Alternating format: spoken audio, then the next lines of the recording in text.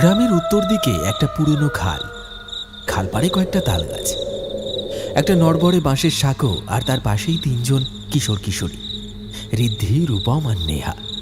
ওরা বসে গল্প করছে। স্কুল ছুটি হয়ে গেছে ঘণ্টাখানেক আগে। এখন সন্ধে নামছে, তাই আকাশে হালকা মেঘ, সঙ্গে হাওয়াও বইছে ঠান্ডা।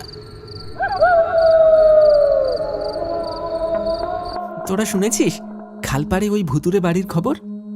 ওই খালের ধারের বাড়িটা, যেটা এখন ভেঙে পড়েছে আর কেউ থাকেও না? হ্যাঁ, সবাই নাকি বলে রাত 12টার পর ওই বাড়ির জানালায় একটা মেয়ে দাঁড়িয়ে থাকে, একদম সাদা কাপড়ে, চুল এলোমেলো। কোনো মানুষকে দেখতে পেলে তাকে ডাকে, আর যে যায় তাকে নাকি মেরে ফেলে। আমিও শুনেছি এই কথা। ওটা ছিল জমিদারের মেয়ের আত্মা। বিয়ের আগের রাতে গায়ে আগুন লাগিয়ে আত্মহত্যা করেছিল। গল্প তো কত শুনলাম, এবার যদি সাহস থাকে চল নিজেরাই গিয়ে দেখি ওই বাড়ির ভেতরে সত্যি ভূত আছে নাকি শুধু গাঁজা খুঁড়ি। সত্যি যাবি ওই বাড়িতে আজ রাতে? কেন, ভয় লাগছে নাকি? তোর আবার ভূতের ভয় বেশি। ভয় পাই না, কিন্তু ওই জায়গাটা ভালো না। গ্রামের সবাই বারণ করে। তাই তো বলছি, আজ তিনজনে যাব, গিয়ে দেখবো সত্যি ভূত আছে নাকি সবাই গাঁজা খুঁড়ি বলে বেড়ায়। ঋদ্ধি, রূপম আর নেহা তিনজনই ছোটবেলা থেকেই পাশাপাশি বাড়িতে বড় হয়েছে। এই গ্রামে তাদের নাম সবাই জানে, চঞ্চল, কৌতূহলী আর একটু বেপরোয়া। প্রতিদিন সন্ধেবেলা স্কুল শেষে তারা চলে আসে খালপাড়ে সাঁকোর ধারে এই মাচায়।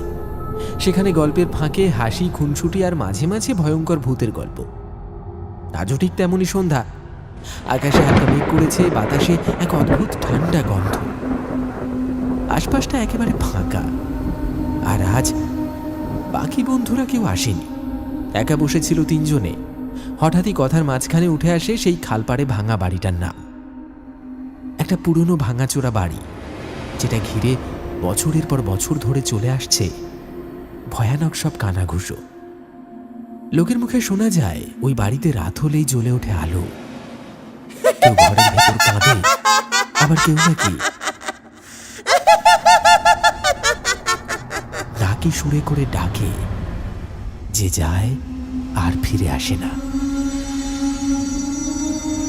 ঋদ্ধি, রূপম আর নেহা তাদের চোখে ভয় নেই। তারা এইসব কথা হেসে উড়িয়ে দেয়, বরং এইসব ভূতের গল্প শুনে তাদের কৌতূহল আরো বাড়ে। আজ তারা সিদ্ধান্ত নেয় নিজেরাই দেখে আসবে সত্যি কোনো ভূত আছে কি নেই।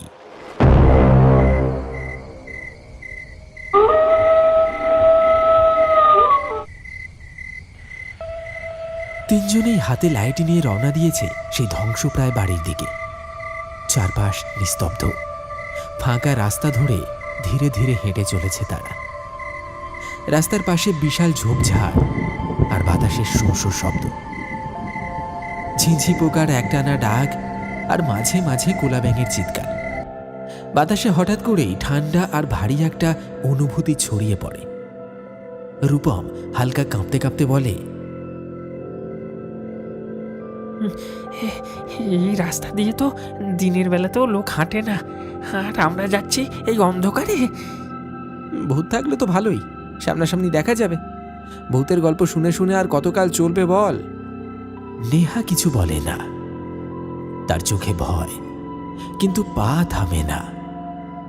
এক অজানা টানে সে এগিয়ে চলে সেই বাড়ির দিকে, যেখানে হয়তো সত্যি কেউ অপেক্ষা করে আছে, অপেক্ষা করে আছে শুধু ওদের জন্য।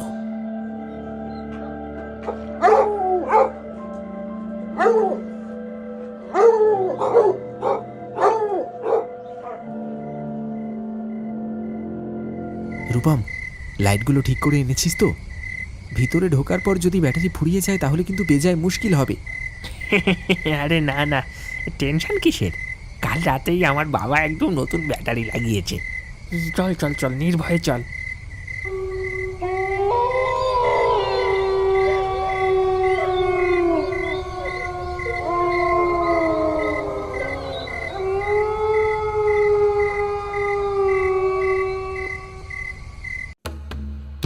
ঋদ্ধি, রূপম, একটা কথা বলি শোনো। ভেতরে ঢোকার আগে আর একবার ভেবে দেখো, এই জায়গাটা ঠিক স্বাভাবিক নয়। আমি বলছি এখানে কিছু একটা গড়বড় আছে, আমাদের বিপদ হতে পারে। আরে এত ভয় পাচ্ছিস কেন? আমরা তিনজন একসাথে আছি না। আরে ভয় পাওয়ার কিছু নেই, চল চল। তারা তিনজন ধীরে ধীরে এগিয়ে এসে দাঁড়ালো সেই অভিশপ্ত ভুতুড়ে বাড়ির সামনে। ঘোর অন্ধকারে চারিদিক নিঝুম, নিস্তব্ধ। আশেপাশে কোনো জনমানবের চিহ্ন নেই, এমনকি ঝিঁঝি পোকার একটি ডাকও শোনা যাচ্ছে না। তিনজনের চোখে ভয় স্পষ্ট, কারো মুখে কোনো কথা নেই। তারা চারপাশটা ভালো করে তাকিয়ে দেখল সামনে দুটো তালগাছ মাথা উঁচু করে দাঁড়িয়ে আছে, যেন পাহারাদার। হাওয়ায় গাছের ডাল দুলছে ভয়ঙ্কর ভাবে। এক মুহূর্তে গা ছমছম করে উঠল তাদের। দূর থেকে ভেসে আসছে শিয়ালের ডাক।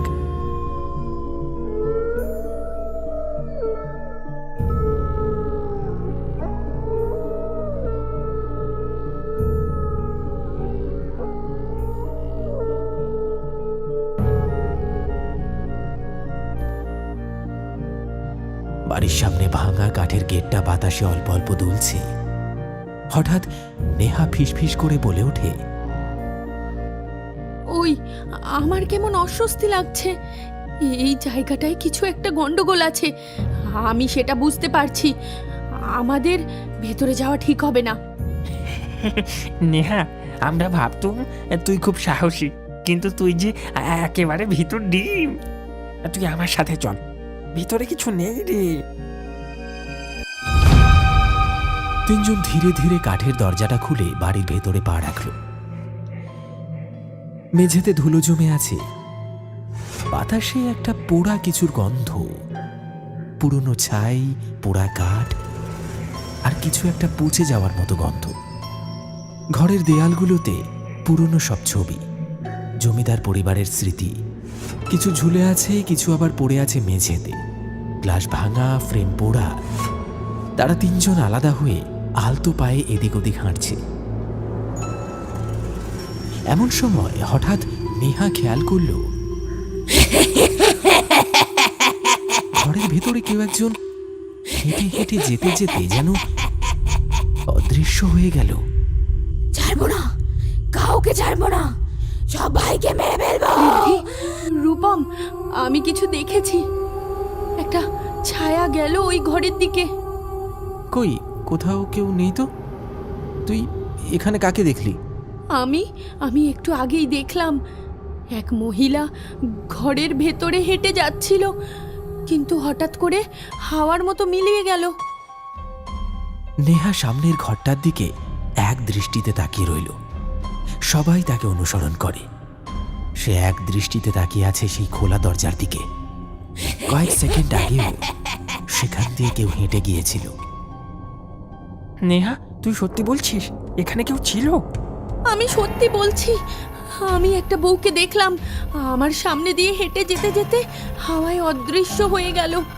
সাবধান হয়ে থাক সবাই। এই বাড়িটা দেখতে যতটা আজগুবি ভেবেছি ঠিক ততটা নয়, কিছু একটা রয়েছে। তাহলে চল না, এইখান থেকে পালাই, আমার খুব ভয় করছে। আর একটু অপেক্ষা কর, তারপর চলে যাব। তারা ধীরে ধীরে এগিয়ে গেল সেই ঘরের দিকে। দরজার কপাটটা আধ খোলা।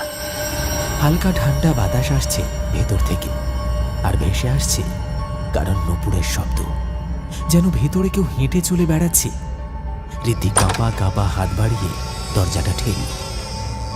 একটা ক্যাঁচ ক্যাঁচ শব্দ করে ধীরে খুলে গেল পুরনো কাঠের কপাট। ঘরের মাঝখানে একটা পুরনো কাঠের বিছানা, আর বিছানার একপাশে পড়ে রয়েছে একটা কঙ্কাল।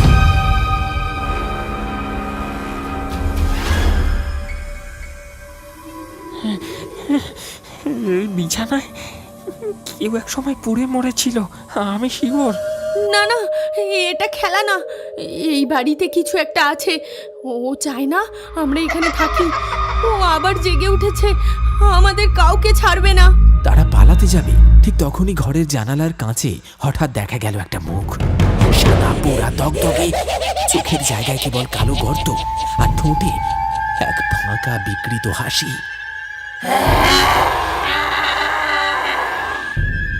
তিনজনে একসাথে চিৎকার করে পিছিয়ে আসে। হঠাৎ করে দরজাটা ভেতর থেকে বন্ধ হয়ে যায়।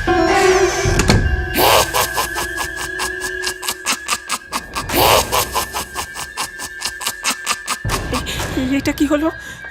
কে দরজা বন্ধ করলো? হঠাৎ করে ঘরের বাতাস ভারী হয়ে উঠল।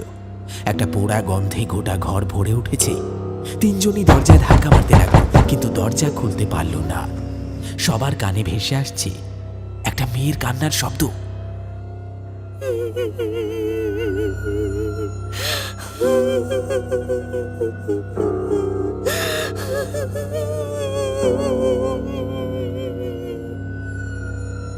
কে আছেন? দয়া করে আমাকে যেতে দিন। আমাদের ভুল হয়ে গেছে। আমরা আর কোনোদিন আসবো না। তোরা কেন এসেছিস আমার ঘরে? তোরা জানিস না আমি এই ঘরেই থাকি? তোরা আমাকে কেন বিরক্ত করতে এসেছিস? আমি তোদের কাউকে ছাড়বো না। আমরা এত কিছু জানতাম না।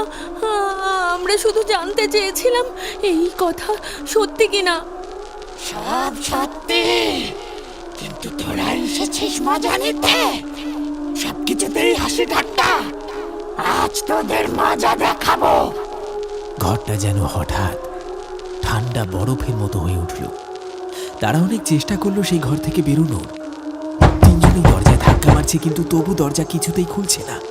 আর ঠিক তখনই নেহা ধীরে ধীরে পেছনে তাকালো আর দেখতে পেল ঘরের এক কোণে একটা নারী মূর্তি সাদা পোড়া শাড়ি পরে দাঁড়িয়ে আছে। চুল এলোমেলো, মুখে আগুনের পোড়া দাগ, আর চোখ দুটো পুরো কালো, যেন শূন্যতা। রূপম, রূপম, ওটা কে? ওর মুখে কোনো চোখ নেই, শুধু একটা পুড়ে যাওয়া গর্ত। আমাদের সত্যিই ভুল হয়ে গেছে। আমাদের ছেড়ে দাও, আমাদের ক্ষমা করে দাও। ঘর জুড়ে ভেসে বেড়াচ্ছে পোড়া মাংসের গন্ধ, যেন কোনোদিন কেউ আগুনে পুড়ে মরে গেছে এইখানে। তাদের তিনজনের শ্বাস প্রশ্বাস ক্রমশ ভারী হয়ে উঠছে। নেহা গলার কাছটা চেপে ধরে বলছে, আমার নিঃশ্বাস বন্ধ হয়ে আসছে।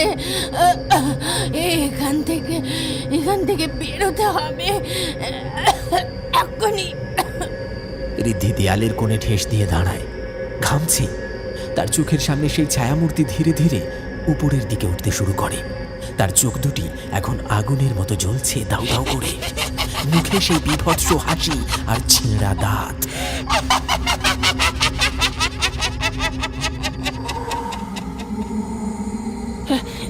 এই হাসি বন্ধ করো, বন্ধ করো এই হাসি, আমার মাথা ফেটে যাবে। ঋদ্ধি চোখ বড় বড় করে দেখে ছায়া ধেয়ে আসছে তার দিকে।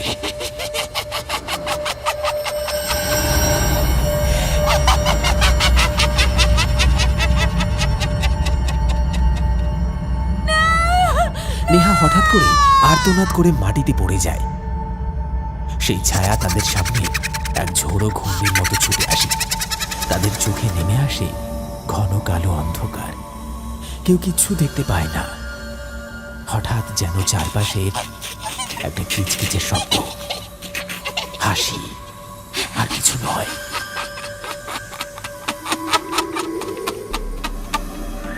তিনজন মাটিতে ঢলে পড়ে।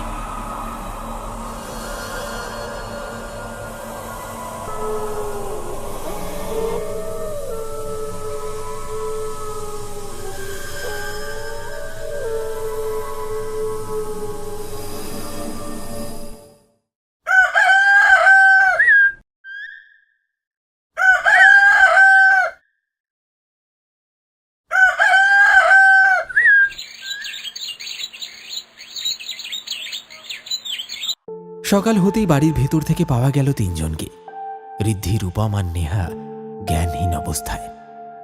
গ্রামের লোকজন ধরাধরি করে তাদেরকে বাড়িতে নিয়ে আসে। তিনজনেরই আস্তে আস্তে জ্ঞান ফিরে আসে। তারা বুঝতে পারে সত্যি সেই বাড়ির ভেতরে সেই মেয়েটির আত্মা এখন রয়েছে। আর সেই দিনের পর থেকে তারা আর কোনোদিন সেই বাড়ির দিকে পা বাড়ায়নি।